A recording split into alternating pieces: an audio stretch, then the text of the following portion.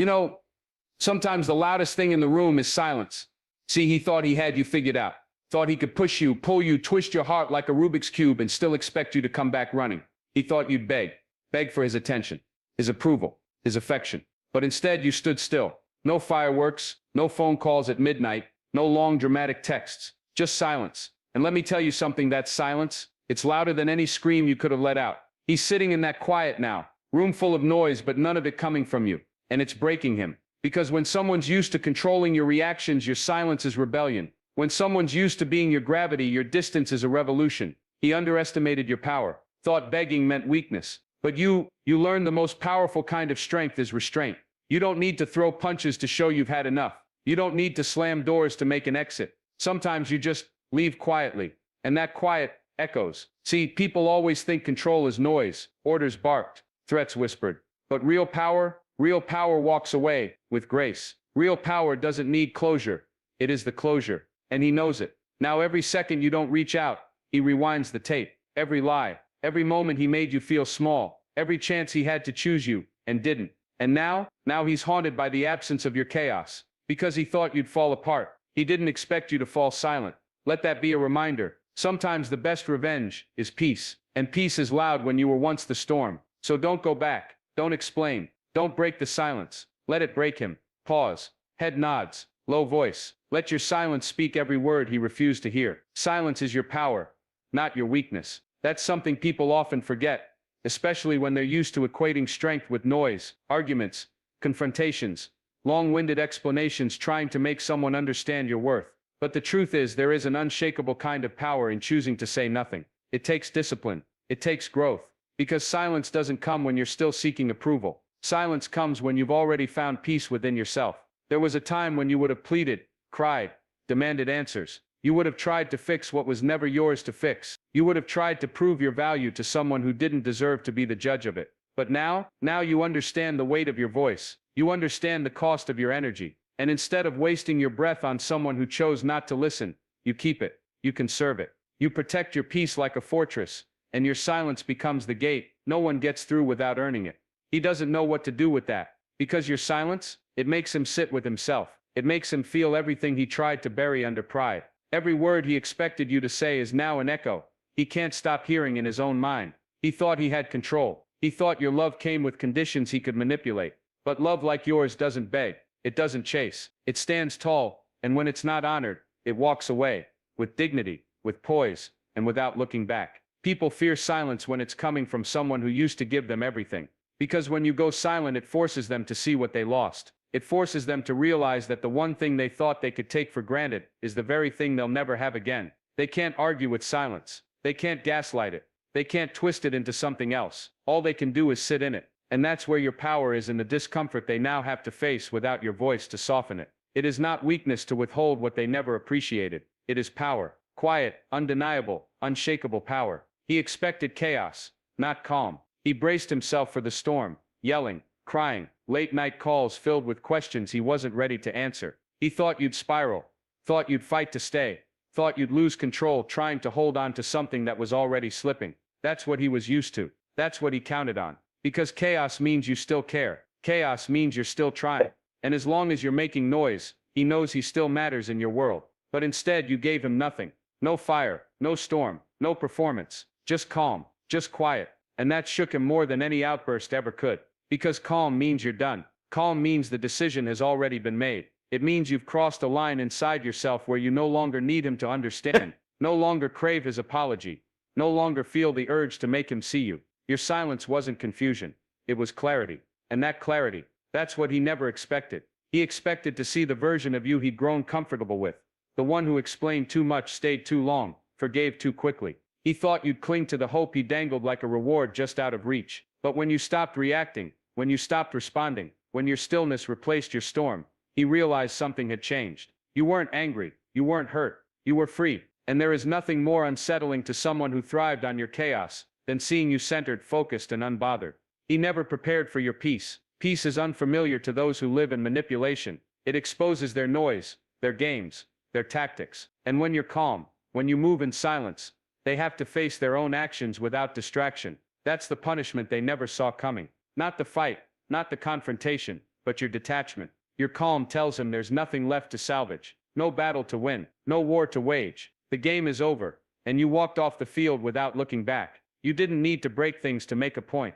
You didn't need to scream to be heard. You just chose calm, and in doing so, flipped the entire dynamic on its head. Walking away is louder than shouting. Anyone can raise their voice. Anyone can throw words around in a heated moment, trying to be heard over the noise they helped create. But walking away, that takes something different. That takes composure, control, and a kind of inner strength that can't be faked. It's not about giving up. It's not about weakness. It's about knowing when your presence is no longer an offering. It's a sacrifice. He expected the fight. He expected you to throw everything on the table, to plead your case, to argue your worth.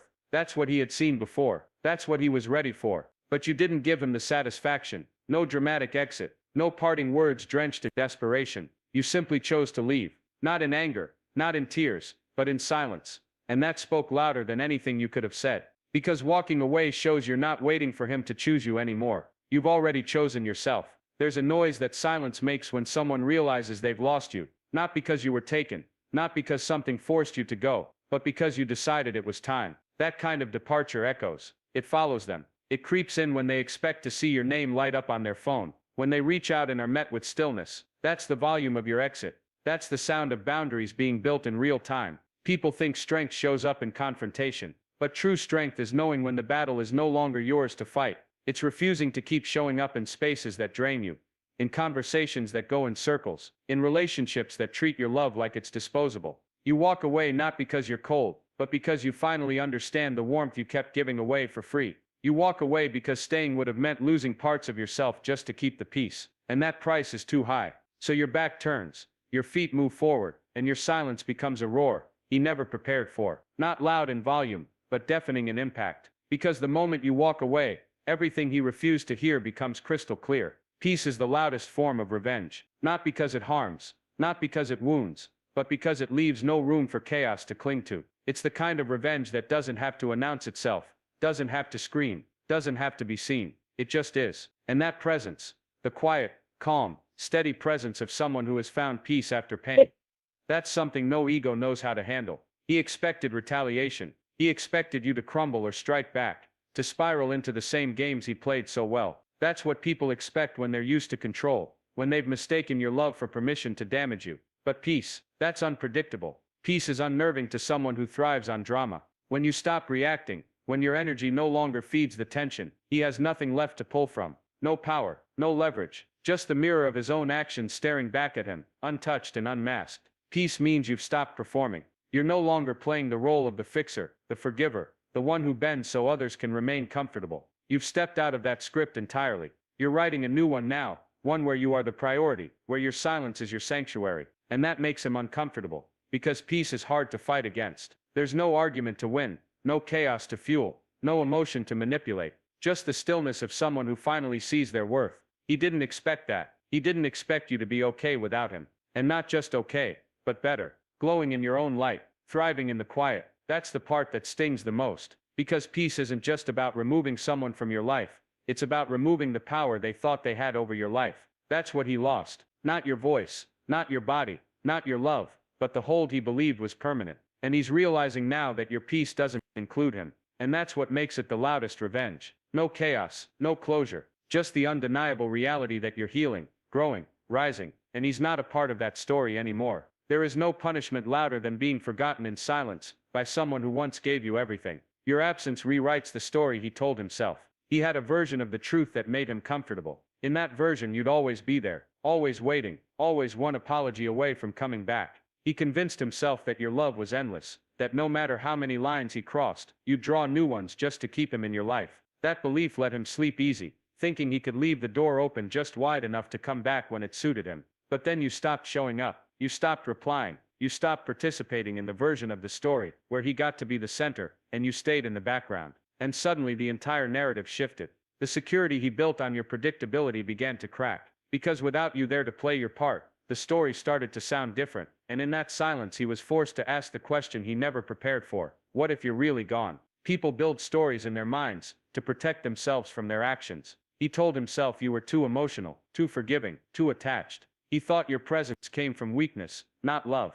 He thought your kindness was dependence, not strength, but your absence broke that illusion. Because if you were truly weak, you'd still be there. If you were really desperate, you wouldn't have left. So now he's left staring at a version of you he never took the time to understand. That version doesn't beg. That version doesn't wait. That version walks away when it's time. And now that you're not there, he has no choice but to rewrite the story, only this time, with honesty. The power he thought he held, gone. The control he thought he had, shattered. The certainty that you'd return, fading more with every silent day that passes. Your absence is not just a missing presence, it's a mirror, a reflection of every moment he thought wouldn't matter, every dismissive word, every broken promise, every time he chose pride over love. And without you there to soften the truth, it all hits harder. The silence becomes the editor, the space where denial dies and reality starts to take shape, and the new story being written. It no longer stars him. Let silence say what words never could.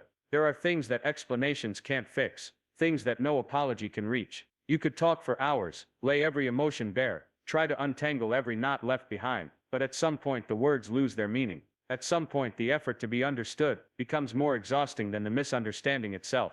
And that's where silence steps in, not as a retreat, but as a choice, as the final word when none are needed. He wanted a reaction, he wanted a conversation he could control, a chance to rewrite the narrative, to shape your words into something that let him off the hook. But silence denies that privilege. It's not passive, it's intentional. It's the moment you realize that explaining yourself to someone who never really listened is just another way of staying small. So instead you choose the quiet, not because you don't have something to say, but because everything you would say has already been ignored too many times. Your silence becomes the space where truth finally breathes. No more justifying your pain. No more translating your value into a language he refused to learn. In silence, the roles reverse. He's left searching for meaning in the emptiness he used to fill with assumptions. He's left reading between the lines of your absence, realizing that what he thought was yours to fix was always his to face. And in that space, every moment he thought didn't matter starts speaking without sound. There's a reason silence is so unsettling to those who thrive on power. Words can be twisted, emotions can be manipulated, but silence leaves no cracks to slip through. It's a locked door,